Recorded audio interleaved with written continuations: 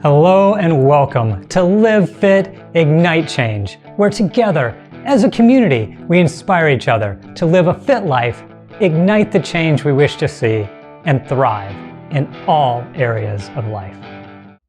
In today's episode, we have a snippet from a live training I led at DLP Capital, where we were discussing the number one quality that makes people successful in business and life. It's right in line with what this podcast is all about, doing what it takes to reach your long-term goals and igniting the change that you wish to see to live a life of success, significance, and happiness. In this episode, we'll answer what that one quality is and how you can develop it in yourself. Plus, wouldn't it be nice to be able to grow this quality in those you care about and work with, your teammates, your coworkers, and even your children? So we'll cover exactly how to do that as well. Changing our world does not happen at once. It does not happen alone. It takes a committed group to be the change we wish to see. So together, we rise above negative influences to lead by example, making a positive impact at home and around the world. You can learn more, join us, and get show notes at livefitignitechange.com, or for short, livefic.com. Welcome to today's core value training. Obviously, super glad you are here to be able to go through this. And if you are up for it, I would love for this to be an interactive conversation where everybody is participating. And so, as most of you know, earlier this month, our leadership team went on a 30-mile hike in North Carolina to raise money for the Make-A-Wish Foundation. So a pretty amazing day where we ended up raising over $100,000 to go toward granting the wishes for these critically ill children. So pretty amazing time. And the day before that hike, we got together for a leadership retreat. And one of the questions that was posed to the group was, what do you think is the number one quality that makes people successful at DLP and in life?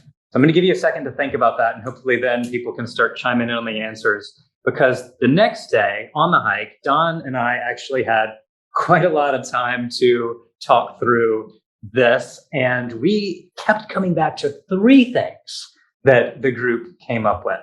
And we ended up doing the last, 15 or so miles of the hike together. So I had a lot of time to talk through it, and it was really interesting as you're hiking along, talking about these qualities. So I'd love to open it up to the group right now. What do you think are those top qualities that make people successful in DLP and in life? And there's some people saying, yeah, they already know it. They're already in the room. If you aren't, just shout out something that you think or put it in the chat box. Definitely that passion and grit. Passion and grit. Grit in the chat box. Accountability and grit. Determination. 20-mile march. Positive mindset. These are great that are all coming in. So definitely some very good ones there. And so a lot of you said what they were. And to go back to the three that kept coming up, one, yes, grit. You all said it very succinctly. That was probably the most common here. It was also the most common in the room amongst everybody else. The second was growth mindset. Having that growth mindset to be able, not your fixed mindset, to be able to want to grow, to think you can grow, and to have the will to do it. And then the third, and this was actually more of a conversation between Don and I that came up after our group meeting. It was the way we were trying to phrase it. It was kind of moving with urgency. And when I say moving with urgency, it doesn't mean just doing the urgent, because we always talk about you don't want to do the urgent. You want to focus on the important. But it was the idea of moving with urgency to do the important things. And so when you're thinking about those three, it was grit, growth mindset, and moving with urgency to the important were really the things that we seem to come to. So a lot of that is what we're going to talk about today. And as we do, I'm going to take you back to another story. If any of you had maybe seen Angela Duckworth's TED Talk, Angela gave her background where she was a teacher in New York City teaching seventh graders math. And she noticed an interesting thing. When she was teaching people, she found that a lot of the times it was her students with the highest IQs were not the best students. But then her best students, many of them were not the ones with the highest IQ. So to her, she kept asking the question, what could it be? And so she left the classroom where she was teaching to go back to the classroom where she was learning. And she went back to grad school to become a psychologist. And there she asked question after question. And every time she did, the same question that she asked was, who is the most successful here and why? She did a tremendous amount of studies on both students, children, and adults. And this is what she came up with. So maybe a rhetorical question at this point. What was the number one characteristic above all others that kept coming up? You can shout this one out. Grit. Grit. That is right. So grit, such an interesting word, right? Like if this is the number one Dr. Duckworth came up with for the reason why most people are successful. What is it? It's such a weird word. Anybody have any ideas? What does grit mean to you? And I'm putting you on the spot there, but some people coming off mute. Feel free, shout it out, whatever it means. There are no wrong answers here. I would say overcoming things in your life, like pushing through and overcoming obstacles and not giving up. Love that. Pushing through, not giving up. So well said. Yeah, Patrick, I would say the ability to push through obstacles and push through good times. 20-mile march. Awesome. Well said. And then guts, resiliency, courage to overcome. Great stuff coming through in the chat box as well. I would say willingness to do whatever it takes to get to your ultimate goal. That is a great way to put it, and tying in your ultimate goal there too. Also seeing courage and resolve in the chat box. Yes, I can. Attitude. Can't stop, won't stop until I reach the top. Kirsten, I would love you. That sounds like a song if you could have sung that, but really well said in the chat box too. I did this weekend while I was hiking in the desert. Awesome. Well, you see on the screen now what all of Angela's work and research led to was this book, Grit, the power and passion and the power of passion and perseverance. And that's how we define it here at DLP. Passion and perseverance for long-term goals. As you can see how we defined it, we have the endurance and unshakable commitment necessary to achieve our visionary long-term goals.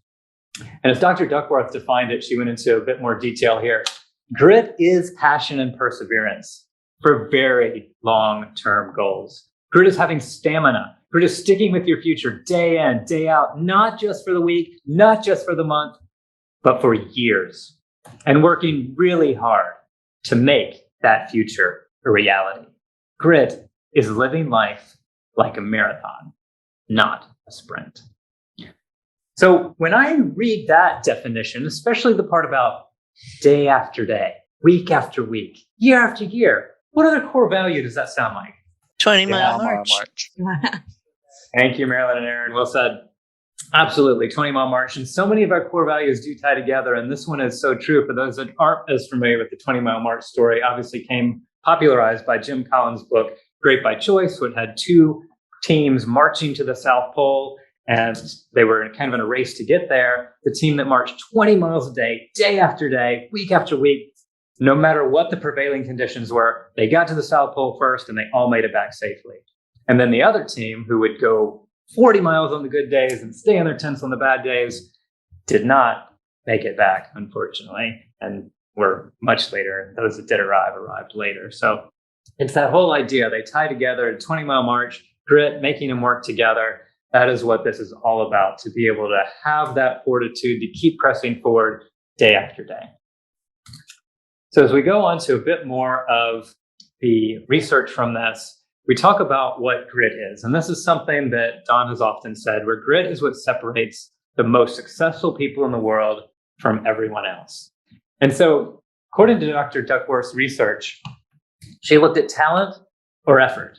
And so a question for you guys, which one counts more, talent or effort? Effort. Effort. And of course, we've all been good students of grit. We've read the book. We know effort counts more. But do we really believe that? Because a lot of times in life, You'll hear people say, gosh, they're so talented. I could never do that. And it's so much about people making excuses.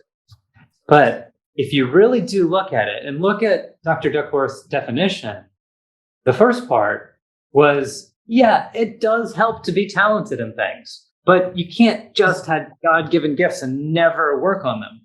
Apply that effort, work really hard, and that turns into skill. And then where does that go?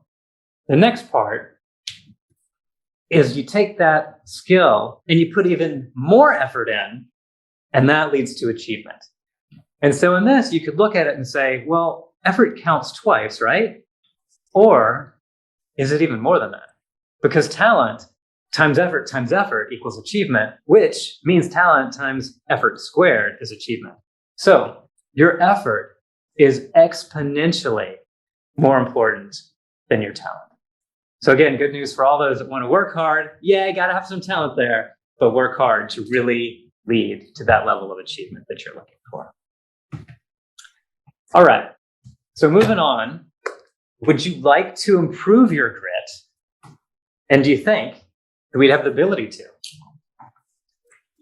Lots of head nods, yes. And if anybody had any examples of how, things that you might do, that you've either done for yourself or seen in others to improve our grit. See some coming through in the chat box. Always never stop improving.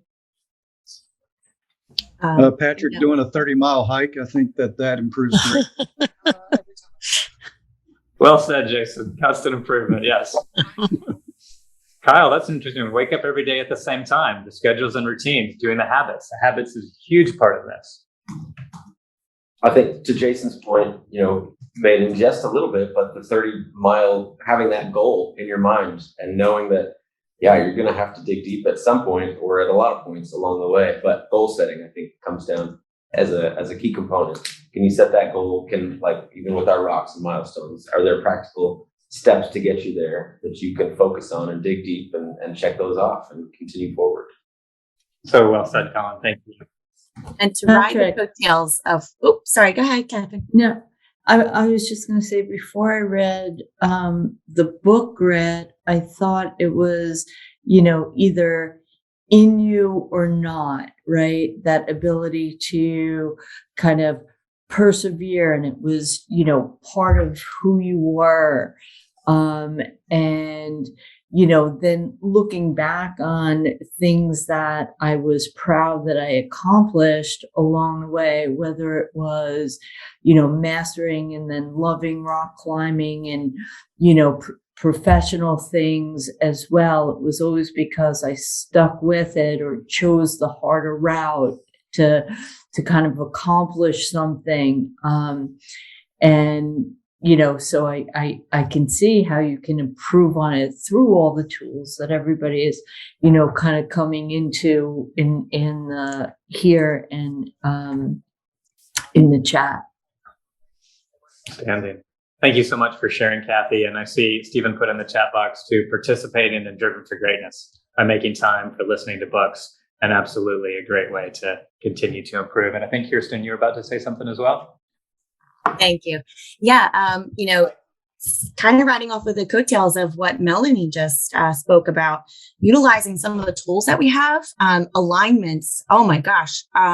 Even last night I was aligning with Matt, and it's so great because our leadership team helps you get there and helps alleviate if you IDS correctly, or just talk about some of your successes and some of the things that you're stuck on.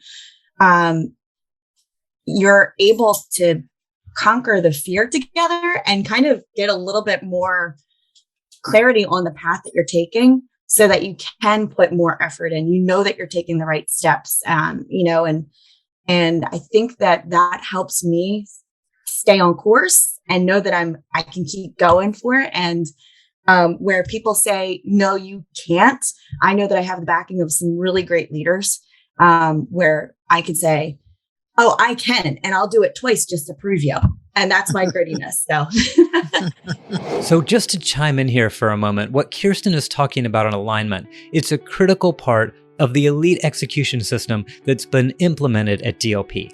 Each month, leaders and reports get together for an alignment meeting to make sure they are aligned. They cover personal and professional successes on the path toward long-term goals. And they cover any issues they have. The other term Kirsten used was IDS. This stands for Identify, Discuss, and Solve. So whenever a team member has issues, they bring them forward to IDS them, or identify, discuss, and solve them. This is the benefit of working within a system that provides the framework for big goal achievement. And these are the exact tools that we talk about on this podcast. When you're part of a supportive community with others who know your long-term goals and are interested in helping you get there, and you're all using the common tools like the Elite Journal to help you take daily actions to achieve those long-term goals, everyone wins. Of course, we'll cover all these details and resources in the show notes at livefitignitechange.com/grit, so you can get all you need there. And now, back to the conversation. All right, Kirsten, great example. And I see that Colin put in the chat too, know your why. And I think that is a really important one that we're just about to go into as well. So obviously you all answered it. Yes, we do have the ability to grow our grit.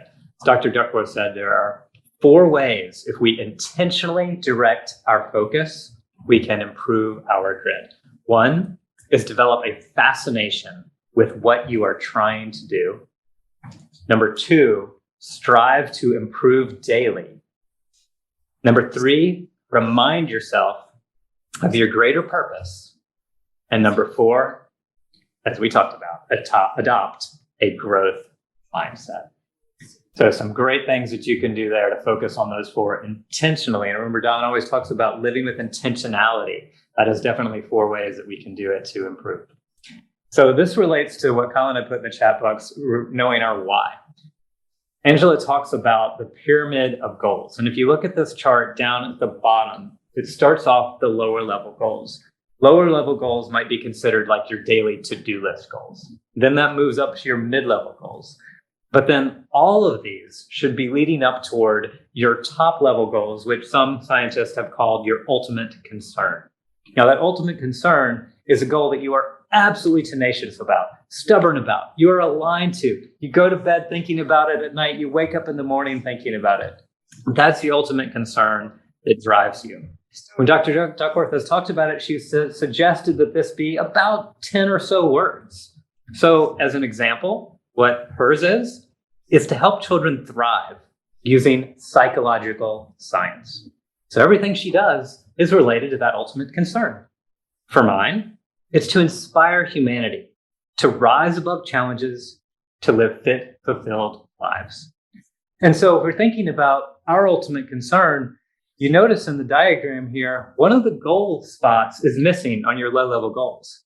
And that's okay. You may write out a to-do list, but then you may change it. Some of your low-level goals may go away, but that's all right because you know you're staying focused on your ultimate concern. You're staying focused on your top-level goals. And little low-level goals may change along the way to be able to make that happen. So not to put anyone on the spot, but ultimate concern, your top-level goal, it's a pretty lofty ambition.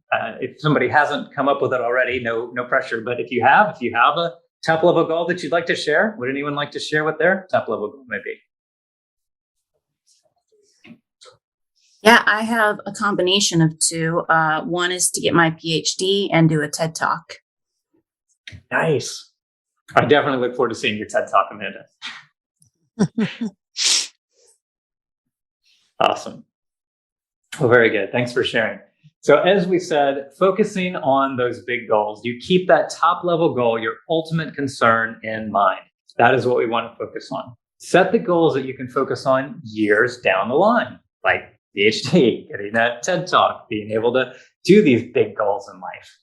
And then while you do them, they may seem impossible today, but if you stay focused on them, that is what this is really all about. I mean, how many times have we compared things that we do in our daily life to our start with the company, where you want to be years down the line and then back into it? Well, what is the 1-year goal that you want to get to? Then what are the quarterly goals, the rocks? And then what do you have to do every 2 weeks to get there? Well, that's your milestones. And then from there, you get to your daily habits and daily metrics. I mean, we have this system in place. That's what EES is all about. And it's just using the system to be able to make it happen. Because as I said, achieving greatness requires sacrifice and setbacks. Grit is what pushes you through to fight through the hard things. It forces you to do what you need to do, even when you do not know, when you don't know what to do. So it just keeps you moving forward. And here's another long kind of description by Dr. Duckworth, but it gets to the point because people will say, oh, just find your passion.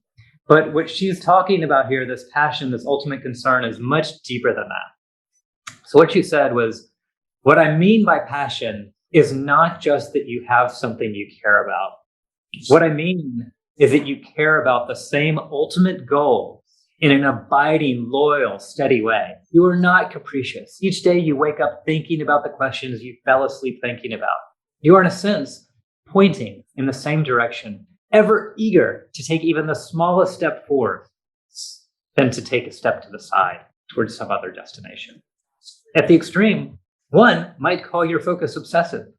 Most of your actions derive their significance from their allegiance to your ultimate concern, your life philosophy. You have your priorities in order. Grit is about holding the same top-level goal for a very, very long time. And so with that, I'd like to open it up again for examples if you have them. Do you think we have the ability to build grit in others, teammates, children, others we work with? And if so, I'd love to ask how, and if there are any examples that you found in your own life that you would be willing to share.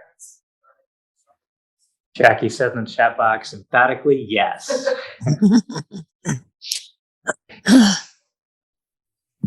I can just say from my experience, there was definitely plenty of times growing up or things like that where I wanted to quit and it was just not an option. My parents, it was just, that is not an option. So figure it out, or, you know, it is what it is. They just taught me that it just isn't an option. Sometimes you do want to quit. You want to quit the sports team. You want to quit this, but it literally was not allowed in my household. So that definitely instilled grit in me. And I think it teaches me that it is something that can be taught, and you can teach other people to have grit and to build on it for sure.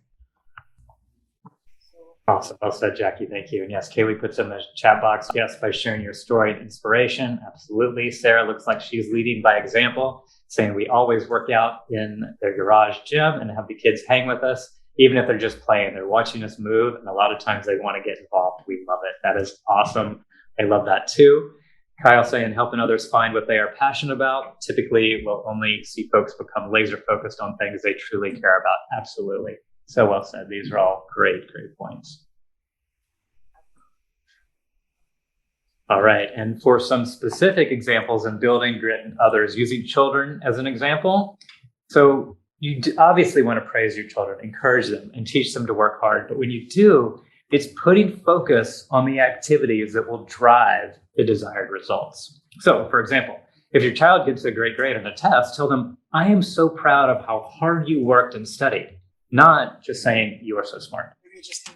Similarly, if you're in sports, tell them, I am so proud of how hard you've been practicing and working hard, not just you are so talented.